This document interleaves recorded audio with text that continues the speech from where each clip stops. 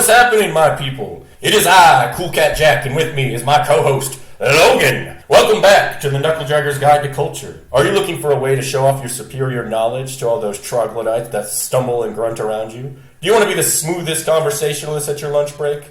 Then get ready to be the master of superficial intelligence. Movies, music, books, TV shows, video games, history, politics, sexy cave women, and interrupting dogs. We have it all. Knuckle Dragger's Guide to Culture, because it's time to give your dome some love. Hey. Welcome back, guys. We're on, what is episode? 6? 17. I don't know. Right. You know, I knew we would lose count, but I was hoping it would have been a bit later and not so early. Yeah. Well, whatever. I think it's like 6 or 7. So, today we're going to be looking at Pet Sematary. Pet Sematary. Oh, God, I love this movie, guys. Way more than I should. It's ridiculous. Alright, let's get our announcements out of the way. This show is not for kids. Jimmy, get lost. Put down the fork, go away. You know the drill. I don't know what you're doing with that fork, boy, but don't do it here. We're just two dudes. We don't know stuff. We're not good with stuff. We're going to get things wrong. Let us know if we get stuff wrong. Please, just comment anything. Yeah, comment. Thumbs us up. Yes. Share us with your friends and your family and your really cool aunt, but not your uncool grandma. We're back, and, you know, if you're watching this, it's rather quickly. I mean, we probably posted the episode before this already. Two Knuckle Draggers episodes in one fucking day. You guys are super lucky to listen to us brabble. Yep, brabble. We made that word up. Brabble. Yeah, brabble. Before we get started, I would like to give John Campbell another shout out since we kind of tagged that on at the end of the last episode. Thank you, buddy. Seriously. Yeah, we really appreciate it. It's our tattoo artist, or my tattoo artist at least. It looks really good. You guys are probably staring at it right now. Mm-hmm. He's got the cool caveman with his pinky up with his club, and he's got his girlfriend. Again, guys, come up with a story. Their names. We got Sir Ugbug, but what is the girl's name? Why is she on his shoulders? You would let us know. And that, you know, that description place, you know? Yeah, you know, the thing where you talk to creators. Yeah, we kind of need that in our lives. There's also a thumbs thing. Yeah. Maybe you guys would share us. Hell. Hint. Do it, please. We need it. Please. My self-confidence needs a boost. Mm-hmm. Anyway, Pet Sematary. You know... It's a disaster, dude. Yeah, I love this movie, okay? And we're not just doing this, you know, because I can't remember when it was, you know, made. And I'm going to have to cut this part out because maybe. I totally didn't look it up. Yeah, I'm going to look it up right now. You guys won't even hear this part, hopefully. Let's see, Pet... Maybe we'll leave it in to give it a little more spice. A little bit more Sematary. I had one come out in 2019. Oh, no. Yeah, it was... I heard it was... Oh, apparently it was bad.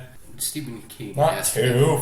The original. Oh my god. There was a second Pet Sematary. It was pretty fucking great. It was pretty ridiculous. Okay, so the original Pet Sematary came out in 1989. Interesting movie. It was directed by Mary Lambert. It was April 21st, 1989.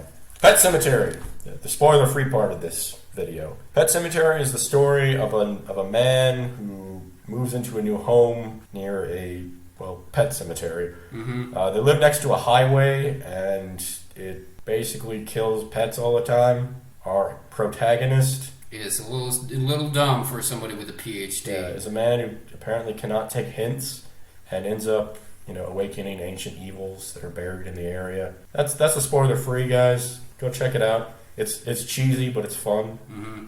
It actually has some genuinely creepy moments. Mm-hmm. But, you know... I think it's most of them are unintentional, though. Yeah. The ones that actually really strike with you. But anyway, so that's the spoiler-free part. So our story starts with our family moving in. We've got Dr. Lewis Creed. Everyone calls him Doc for some reason, including his wife. Yeah, that's really weird. I think maybe that's a sex thing. Yeah, all right. So you got his put wife. Put on your scrubs, sweetie. Yeah. Put it on. So we got his wife, Rachel Creed. Who is played by the actress that was in Next Generation. She played the blonde chick. Tasha. What was it that you fucking said? She came from the planet she came from? Rapey Planet? Well, yes! Oh my god. Okay, if you watched Next Gen, you know what I'm talking about. She talks about how on her planet there's like these crazy rape gangs. I didn't make the fucking story, dude. Oh my god. Anyway... You also got Ellen Creed. This is a complete... You ruined this story. Man, we were on a beautiful moment of reviewing, and now... You know what? We're not going to... Anyway, you got Ellen Creed, the daughter. And you got Gage, who is a little boy, baby, toddler. who is their son. Then you've got crazy old man, Judd Cardell. Who, by the way, is played by the same actor that played Edward Munster. Yeah. And he's, I'm going to be honest, he's kind of creepy. Yeah, he's more creepy than anything else in the story. You have Churchill the cat, who is actually more important to the story than you think. And then there's Dead Guy, Victor Pascal, who shows up later. Story starts out, our heroes are moving into this new house, which is right next to the frickin' highway for some reason. No gates, nothing either. No brick walls, no safety lines. Yeah, this is going to get brought up several times.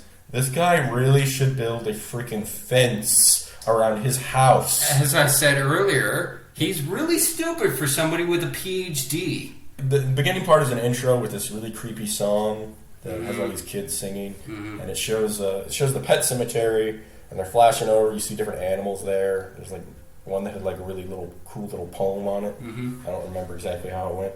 They live like near this thing down a trail. Story starts out with them moving in and looking around. Everything's wonderful, right? And then, the kid's playing on a swing. Ellen? Tire swing. Yeah, there's like this tire swing with an old rope. And she's swinging on it, and they get distracted, Mom and Dad, and they go over there to see what happened because it snaps, and she starts crying. And while they're distracted, Gage, the toddler, goes walking over to this highway and gets picked up by Judd.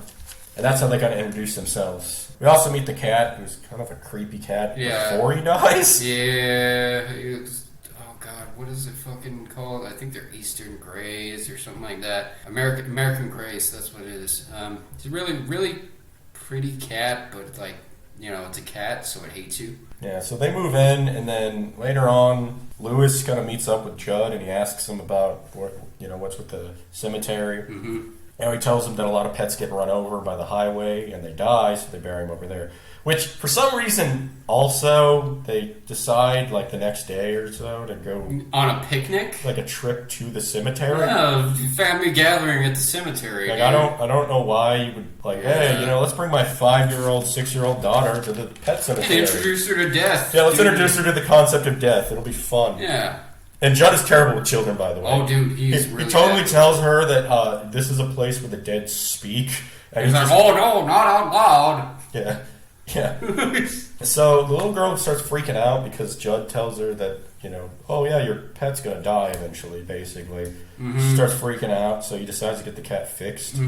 Because, as he says, a fixed cat that doesn't tend to wander. Instead of buying a fence and building a fence, he just decides to get his cat fixed. Yeah. Why not do both, buddy? Seriously, build a fence, you fucking... While this is going on, the wife kind of meets up with another character. Her name's Missy. She's like an old crony woman that has a bunch of stomach pain or something. I honestly don't even know why she's in the story because she's she has maybe a couple minutes of screen time. Yeah, she's in 2 scenes. All she does is do their laundry, which is really weird. Why was it different in the 80s? Did they have a bunch of people that would come and pick up laundry and drop it off? Honestly, don't know why this woman needs that anyway. Yeah, no, that's weird. Do it yourself, lazy. Seriously. Anyway, while that's going on, we find out that our Lewis is a doctor. That's why he's called Doc. And while he has an emergency call where this guy, Victor Pascal, gets run over by a car and dies. And his ghost starts kind of hanging around for some reason. Oh, yeah. Not even in his fully reevaluated form. He's still got his brain hanging out and shit like that. And he's like, hey, Doc. So he visits him in the dream. He basically says, Lewis, hey, don't go do this thing that's going to happen, basically. He says, don't go to the Indian burial ground. I mean, he doesn't call it that, but that's what happens. By the way, there's an Indian burial ground in this movie. Spoilers. Some time goes by, and they seem to be getting comfortable. And Lewis's family, he sends his family to go see his wife's family for Thanksgiving, because apparently her father doesn't like him, and in order to improve their relationship, he decides that he's just going to ghost them forever. Yeah, that sounds like a good idea, dude. Yeah, and while he's gone, his daughter's been having nightmares about her cat and bad stuff happening, and you get this feeling they keep going over the cemetery, and it's a Stephen King book, so clearly the kid's psychic. Yeah, the kid's got to be psychic. Someone's got to be psychic. So while they're gone on Thanksgiving, I guess the cat gets run over. Yeah. Judd finds the cat, and they go, and he gets the cat, and he's freaking out because he's like, oh man, what am I going to tell my daughter? And Judd decides, hey buddy, let's go bury your cat up on this fucking Indian burial ground out in the middle of nowhere. Oh, he doesn't say Indian burial ground until you get there. Yeah, he just follow me, and like for some reason we're gonna go bury a cat up on a mountain. What could go wrong? Let's do some necromancy, guys. He shows him this place. He mentions the Minimac Indians in the area used to bury their dead here, but they eventually stopped doing it because the soil went sour or something like that. Yeah, that was weird. So he doesn't, like, Lewis is going along with this, and he never really knows what's going on until later on. Like, he wakes up the next day, and the cat's back, right? And this, you guys got to realize, this thing was like fucking stuck to the ground. Yeah, no, like he literally had to peel this damn thing off of the ground. It was sticking to the ground. It was disgusting. Yeah, it was like peeled, and like half his face was like fused to the road, and like. What did he say? He's like, that thing was dead. He's like, no shit. When you picked it up, it sounded like ticker tape coming off of fucking packaging, and it's like, his neck was live thing doesn't do that. His head shaking like he had a bunch of ball bearings or some shit like dude. That. Like, damn, very descriptive old man. And guys, we need to bring this up. Judd's accent. It's really weird. I've never heard this accent. I'm just gonna keep doing it throughout the review, just because it's so. I've never heard weird. an accent like this before. I don't know if this is a specific area. But is it actually his accent, or is it a fake accent? I don't think so. Like, but it's really weird. Yeah. And he's dressed like. He's dressed like that farmer couple in that old painting, like that old Amish family. You know the painting that I'm talking about with the pitchfork and shit. It's like Green Acres met a slasher film. Like, that's what he looks like. It's really which makes weird. sense, I guess. Yeah. Zombie Cat's kind of crazy though. He doesn't seem to like anybody anymore. Churchill is the name of the cat, by the way. The cat came back. He comes back evil, I guess. Later on, he actually visits this dude. He's like, "What the fuck did you do to my cat?" Like, that's because you're not supposed to bring things back from the dead. Okay, so there's two issues in this story that keep coming up. One, why didn't you build a fucking fence? You should have known about this. You should have known that your house was near a road. You bought this house. You would have known. Build a better fence than a fucking white piece of fucking. It was in the back too. Like there's. Yeah. You build a fence so your cat doesn't get out, or keep the cat inside. Even make him an inside cat. The second part, he's Judd. Yeah, Judd is a. Judd knows all about this evil of the grounds. He knows all about what goes on and what's wrong. Because he tells stories later on about how this shit goes all wrong.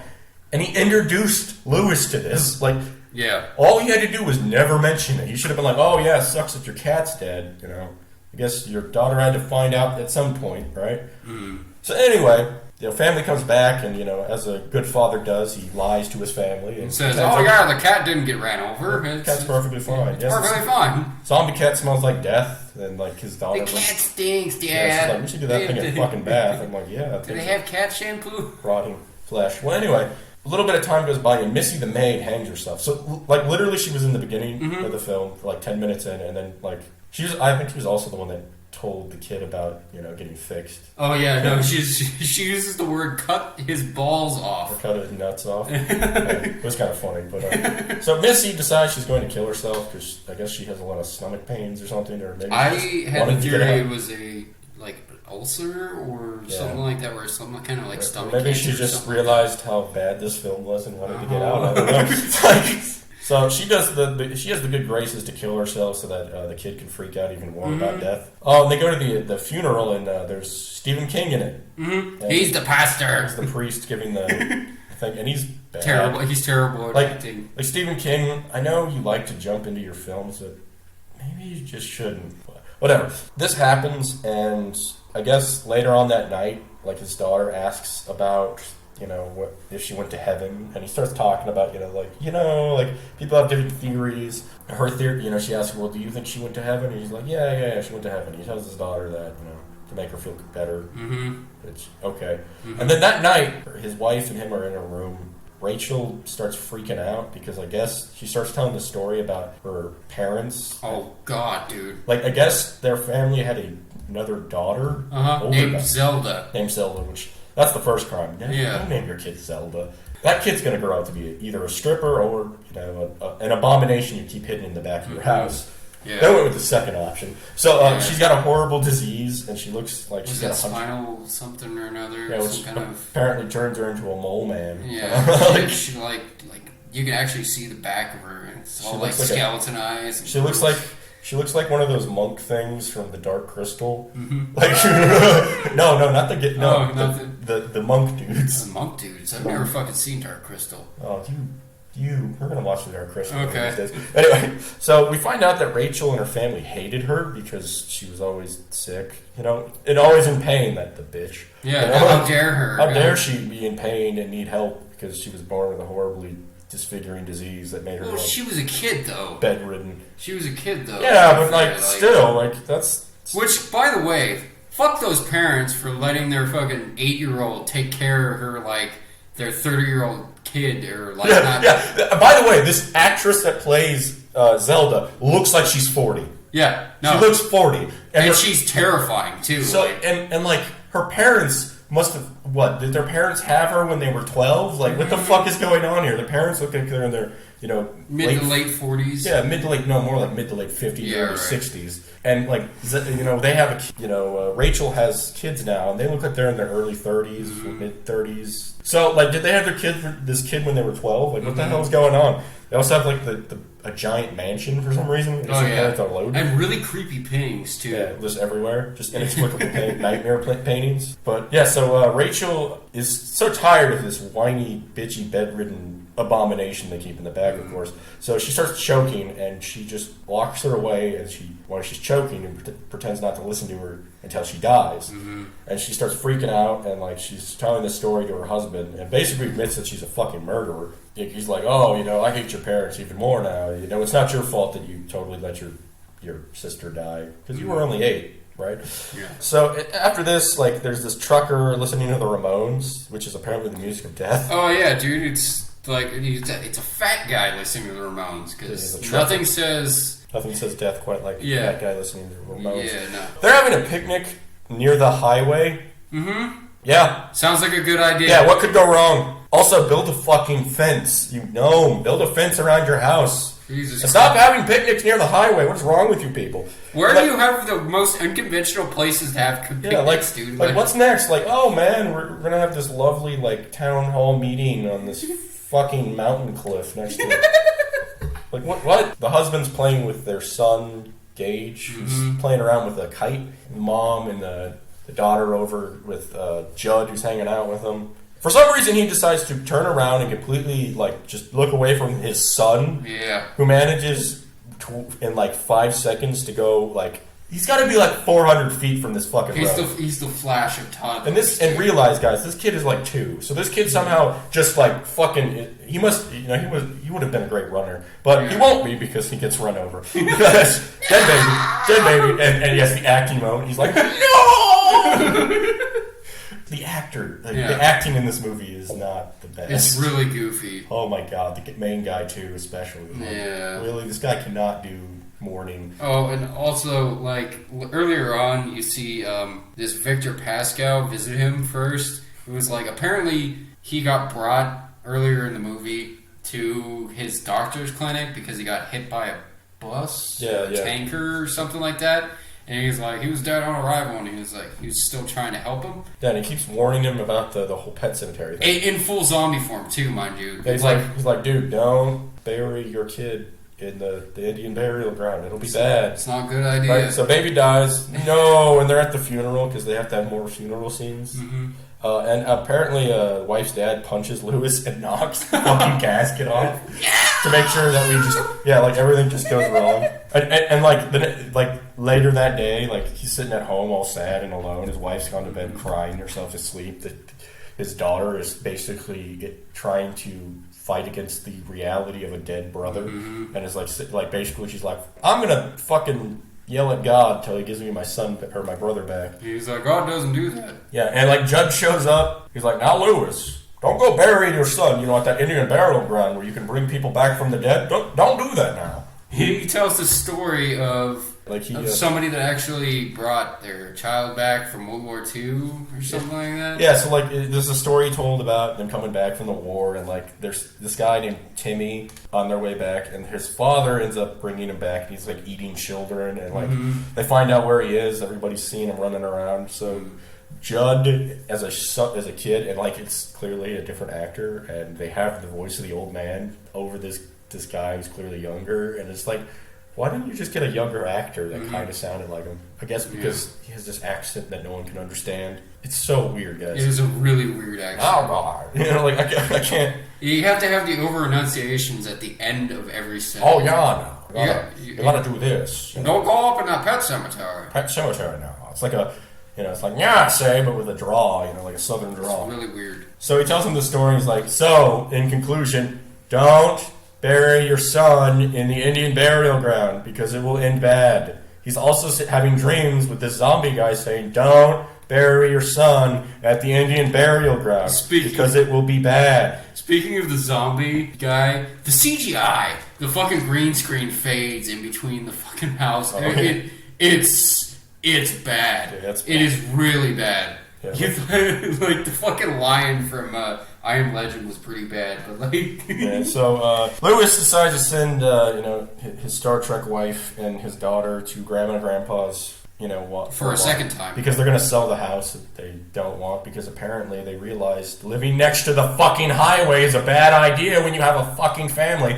especially if you don't have a fucking fence. Lewis, build a fence, you fucking build a fence. Build a fence. Jesus. All this could have been avoided. And apparently Judd blames himself, too, for this. He says that he introduced this dark power, which it was probably a whiplash for me showing this dark power to you. Yeah, it's my fault. It's my fault. I'm sorry I killed your son. Sorry I killed your son by telling you about this whole zombie thing that really served no purpose other than to create abominations unto the living world. I feel kind of bad about that, looking back on it, But anyway, so he decides this because this is the way you should mourn. Push your family away while you deal with it, And then dig up the corpse of your recently deceased child. Yeah, he goes grave robbing, right? And then Pascal shows up again, and before he does this, and he's like, dude, Lewis, really, I've said it like 17 times. Don't bury your son at the Indian graveyard. You saw the cat, right? It's not going to be good.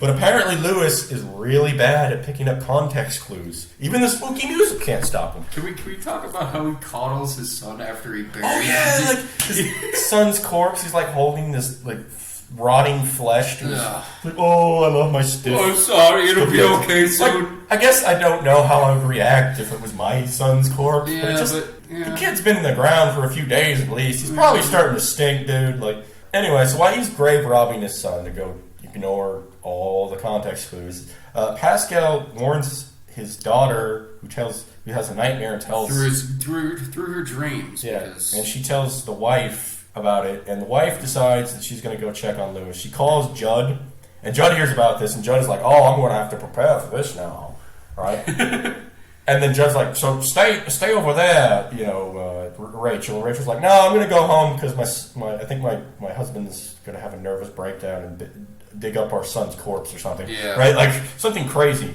And Judd's like, "Well, I've got to wait, and then I'll deal with this." And then he falls asleep. Like Such an old man move, right? Right when we need you to be awake to go kill this zombie baby. So he buries the kid up there, and then he goes home. Falls asleep, yeah. And then, like, the wife is on her flying her way home. Like, she has a dream, this horrible nightmare of her dead sister saying that me and your son are going to get revenge on you, and we're going to fuck you up because you let us die. And, like, she wakes up, she has this horrible nightmare, she looks like shit, she's like, oh. And there's, like, this old lady sitting next to her on the plane. And she gives her, like, this sideways glance, like I am very busy with this crossword puzzle. I'm really into Sudoku right now. And you are interrupting me, young lady. I don't care that you just lost your son and you clearly had a horrible nightmare. You are in my space, and I don't appreciate this. It's killing my buzz right now. Like, I am going to have to call the flight attendant if you keep this up. And then the woods start glowing, which is always a good sign. Oh yeah, like glowing blue. Yeah, the wife is still flying home, and she ends up getting into a car accident. She starts going on foot, where she gets picked up by a shifty trucker, which seems like a great choice. Oh, yeah. Get on in, darling. Luckily, the ghost Pascal stops the trucker from doing what a trucker probably would do in a horror film, which is take her down a dirt road and introduce her to his cannibal family. Take her down to Bone Town. But that's a different movie, Oh, God. Anyway, so flash over to the Indian burial ground where this toddler's hand breaks through the rocks like a zombie. And no, he passively shifts the rocks to the side. When hell hath no more room, Gage the toddler shall rise from the grave. So, Judd wakes up, and apparently this kid has managed to not only break free of the Indian burial ground, but get down off this mountain, which is out in the middle of bumfuck nowhere. This is miles and miles away from this. And these aren't just mountains; these are sheer cliffs that drop into 50-foot drops. There's no way a fucking toddler, well, he's a zombie, supernatural or not, zombie toddler, man. It's fucking bullshit. So Judd wakes up and he's like, "Oh no!" And then the baby starts talking to him. Oh yeah. And Judd, like a fucking moron, goes into the house alone. We see the little following the muddy footprints. Oh no, and the evil baby is waiting for him. He goes up to his room. And, Gage, is that you? Is that you, Gage? And, he's clearly hiding under the bed, and he goes to go check on it, but the cat meows, and apparently Judd gets completely distracted by this unimportant thing. This cat. He's like, "What are you doing in here?" And then the baby slits his fucking Achilles heel and and he jumps on Judd and he slits his mouth open. He starts biting into his throat like a goddamn werewolf. Mm-hmm. Oh yeah, the baby had gotten a scalpel from his house before this point. Because every self-respecting doctor takes his doctor bag with him, including a unclean scalpel. He just keeps it in a fucking this special ceremonial case with fucking velvet inlays and shit. It's one of those old fucking surgeons doctors bags from 1905 that he just has. Back when doctors still did house calls. Now I don't know about the early 80s or late 80s, early 90s. But I'm pretty sure that you didn't take your surgical equipment home. No. I'm pretty sure you kept it there. Well, at least at my doctor's, they keep it in a drawer. Yeah, in the patient's rooms. Yeah, like a sanitary adult. Yeah, bring it home. But no, apparently what you do is you put it in an old dirty gym bag and throw it in your dusty closet. Oh, yeah. So, wife comes home finally, right? And she goes upstairs and she has this horrible nightmare where she, runs into her sister Zelda and she freaks out. Oh, this is at Judd's house. Yeah, this is at Judd's house, and, she runs around and then, she hears her son and she goes back home. Because she goes to Judd's house first for some reason. No, she's still at Judd's house. She gets killed. No, you're right. No, it wasn't Judd's house. Gonna say, never mind. It's at Judd's house, so she runs into her. And this is the best scene of the movie, guys. Oh my god. Every time I've seen this, I laugh out loud. It's the best part. How to describe this kid? This kid is dressed, as I put it, zombie pimp toddler. He's wearing the Mad Hatter's hat, and he's got this fucking cane that only a fucking pimp would have. And he's wearing this tunic gown thing, and she looks at this and he's got he's like, I've got something for you, mommy. And he holds out the fucking scalpel. And this kid is clearly half rotted and smells like death and he's got a blade and mom's like, give me a hug, baby. So she dies and has the best scream in the movie, by the way. Dad wakes up after two people are murdered next door after he buries his kid and gets a call from wife's father who wants to know where his daughter is, and he's like, she's asleep. And he's like, well, can you put her on the phone? He's like, no, I'll have to call you back, right? So the phone calls again, and then Gage answers the phone this time, and basically goes, hello, Daddy. I've got two points. 2 points. Checkmate, Dad. Bring it, son. So Dad goes, oh no. Who knew that bringing my son back from the dead would have such drastic consequences? It went so well with the cat. Scratching the shit out of me. Someone should have told me the dangers that this could have posed. It's not like I've been warned 30 countless freaking times. From a real person and a supernatural entity. And zombie cat who clearly came back as a fucked up monster that doesn't feel love anymore. Well, it's a cat, so it doesn't. Yeah, I guess it's hard to tell. But anyway, so he goes and he gives the cat some meat and poisons it. Mm-hmm. He also apparently has just he just has fucking killings. Yeah, I just keep my arsenic in my gym bag too. Right next to my needles. And now you guys, as I put in the notes, and now for the epic struggle between good and evil. In this corner, we have a terrible father who can't take any fucking hints. And in the other corner, we have an undead toddler with a fucking scalpel. So he goes in there and he starts having flashbacks and everything's all crazy. And, like, you can hear the kid mocking him upstairs. And this is supposed to be scary, but it's really funny. It's funny because, again, guys, it's a toddler. It's a 2-foot toddler. This is the reason I've never found the Chucky movie scary. It's fucking funny, dude. There's nothing scary about a 2-foot tall baby. Oh. Okay, it's actually adorable. And the baby's wearing makeup and he's like, he's making fun. Oh, he's got a fucking thing. He's got a scowl. He's got a scowl, but it's adorable. And apparently, so he goes upstairs and he finds Judd under the bed with his jowl cut out and his throat ripped out because apparently the baby was, just ripping out throats like a fucking Wolverine. Then this next part, and my brother was watching the movie with us, and he pointed this out, and I couldn't stop thinking about it, because what happens is next is, the attic door upstairs pops down, and his wife's hanging there, and it's supposed to be this, whoa, moment, right? But, he's just sitting there, my brother goes, how did that happen? Because she dies in the stairwell, right?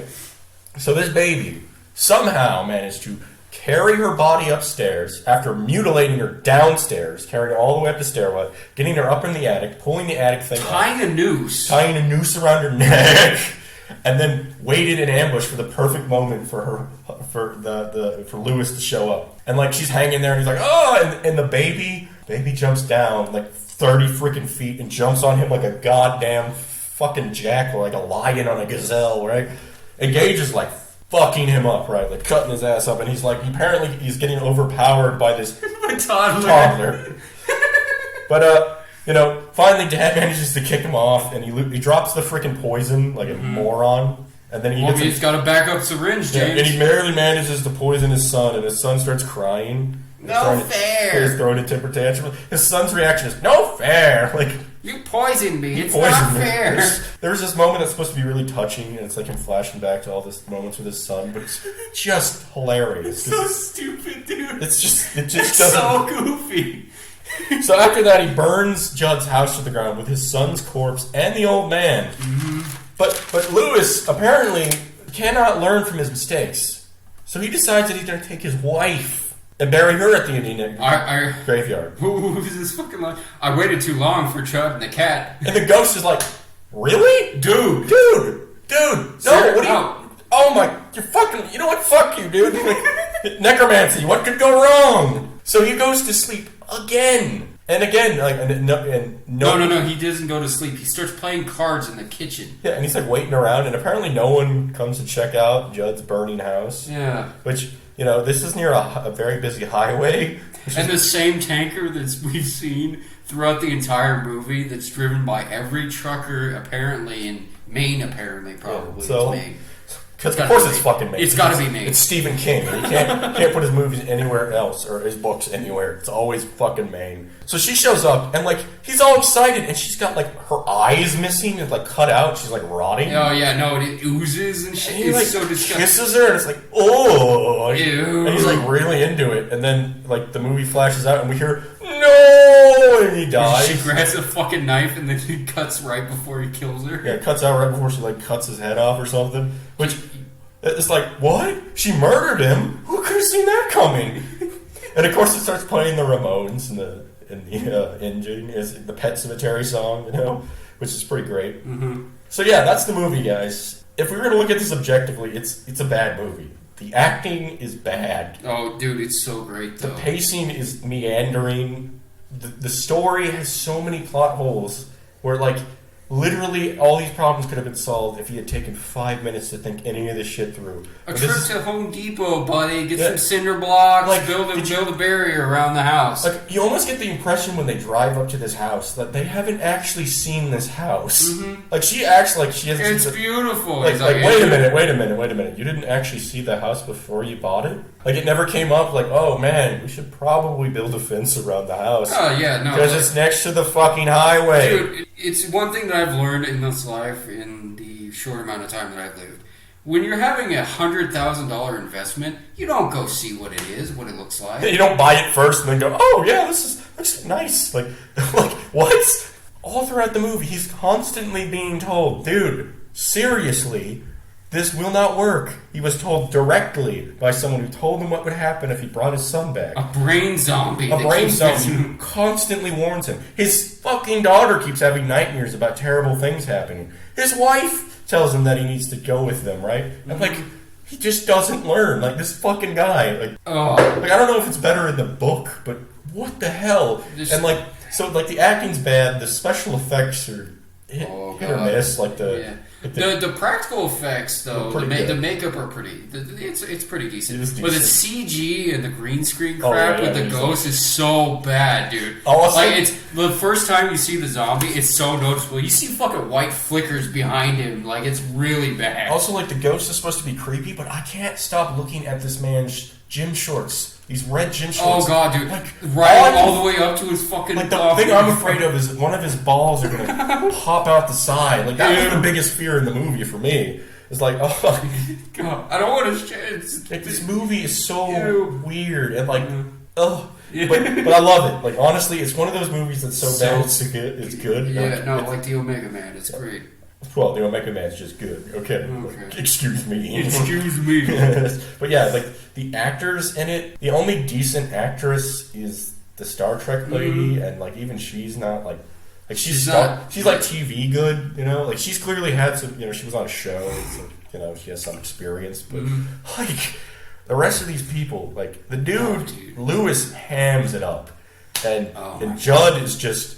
He's all one note. He's like, don't go in there. Oh, don't do that, y'all. You know, like, that's another thing. That's another big plot hole. Is Judd just keeps introducing them to things and then warning them about how these things are going to go terribly wrong. Like, what is wrong with you, Judd? I think Judd might be senile, like, or have Alzheimer's or something. Judd is the true villain. Judd is the true villain. That's right. Judd is the true villain. That's Pet Sematary, spelled with an S. Oh god, dude. I have a really bad case of spelling. Like, people like that spell incorrectly bugs the shit out of me. You want to know the worst part? I'm such a bad speller that I didn't realize that it was misspelled. I thought it was with an S. I'm like, cemetery, right? No, James, it has a C. I went to public school. Anyway, so the song of the week is from... So the song is called Dance with the Dead, The Man Who Made a Monster. Really good song. If you like robot, I usually like it. Yeah, it's cyberpunky, I guess. But anyway, so that's Dance with the Dead, guys. I was going to use Pet Sematary, but, you know, that would have been... Everybody uses that song. Yeah, no, everybody. So we did something different. It's a good song. It's a good band. You know. So that's that, Pet Sematary. Again, hopefully you guys got a kick out of this one. We had a lot of fun with this one. Oh, dude, I had so much fun. I love this movie, guys. So great. Second time in a year that we watched this damn movie. Yeah. So, yeah, hopefully you had some fun with it.